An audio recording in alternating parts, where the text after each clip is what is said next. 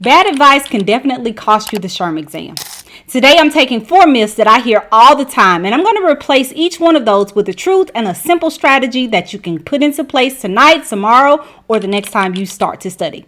So at the end of this video, you're going to have a test date. You are going to have an understanding of the scoring structure, and I am going to give you a plan to pass. All right, so let's go ahead and get into it. We'll look at myth number 1, and this is one that probably everybody can relate to. We've all said it, and that is, I'll book the test when I feel ready. How many times have I heard some version of that? I'll schedule it once my practice scores are a little more consistent, or I'll book it when I feel more confident. But that is not reality. The reality is feelings change, and you're never going to be 100% ready for an exam like this. But dates drive discipline. Once you have a real test date and it's on your calendar, you have a target. Your study sessions become targeted and they have a purpose.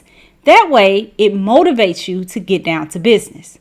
So instead of waiting for your practice scores to go up or whatever it is you're waiting for currently, go ahead and pick your date. Then every week on the same day, run maybe a 30-item diagnostic quiz.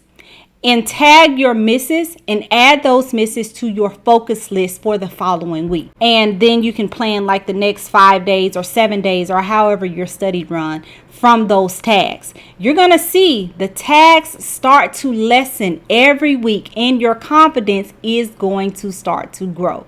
So if Sunday you do your diagnostic quiz and you miss questions on FMLA or whatever it is, Tuesday you'll do a short review on that.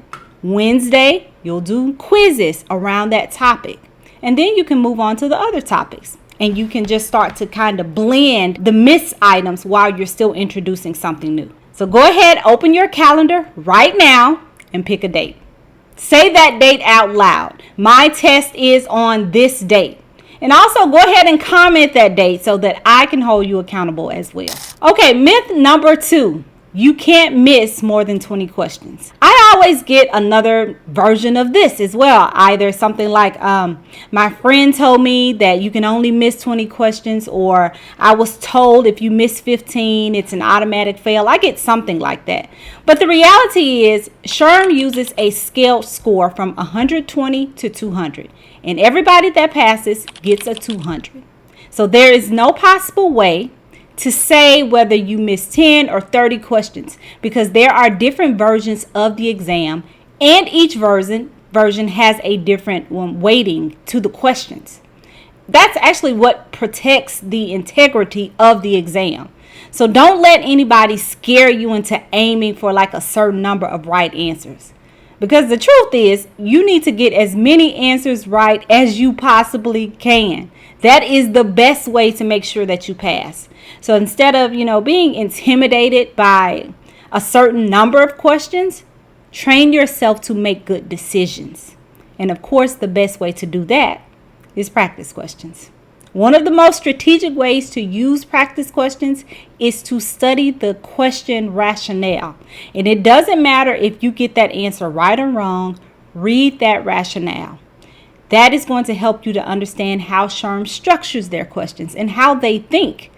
Then for every one of your questions that you get right, teach yourself to understand and verbalize why that answer is correct. Over time, you'll start to see what SHRM values. You'll start to see how they structure, and you'll see the patterns that you need to be looking for and the things you need to follow. Okay, myth number 3. The test is mostly situational. Now, I've heard this so many times from past test takers. They always tell the new test takers that the exam is mostly situational. And I know they have good intentions.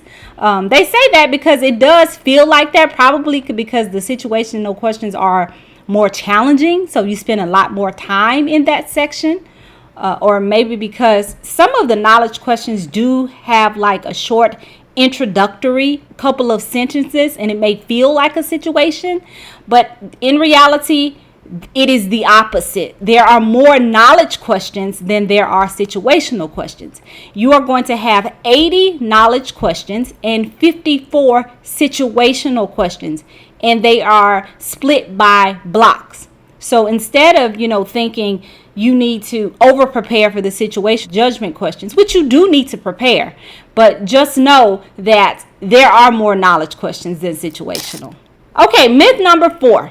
I need an expensive course to pass this exam. The final myth that we're going to talk about is the idea that you have to invest thousands or even hundreds into SHRM courses just to pass, because you do not. And to be honest, I hear from people who are disappointed by the SHRM exam course more than they are happy with that course.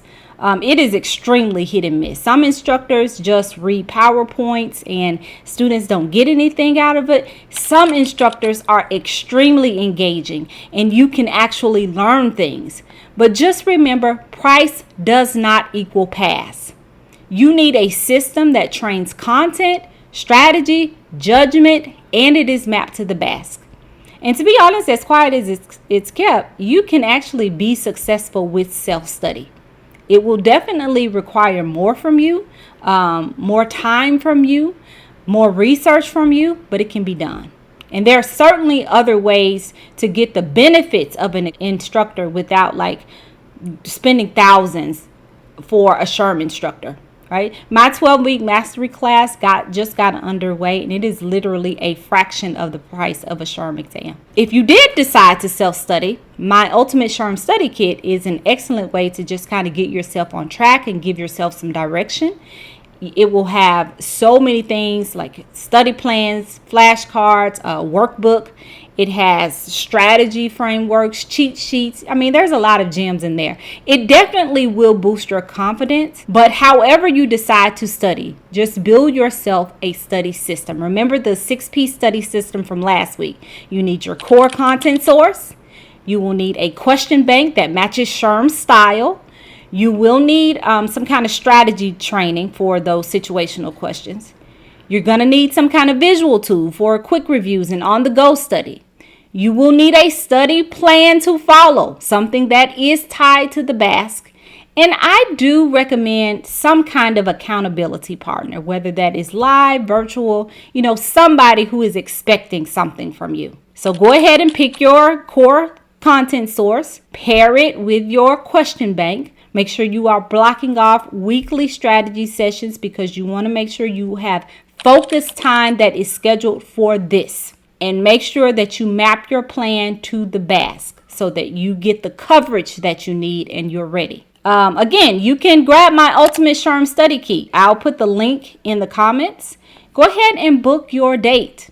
Train yourself to think strategically.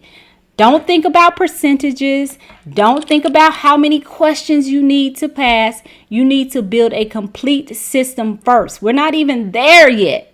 You have to start studying the comment before you get to start thinking about how many questions you can miss. So you need to prepare yourself first. So again, if you do want some structure, my Ultimate SHRM Study Kit, or the complete edition is also available on my website. So I'm going to leave the link to both of those actually. But just remember, do not let myths fool you.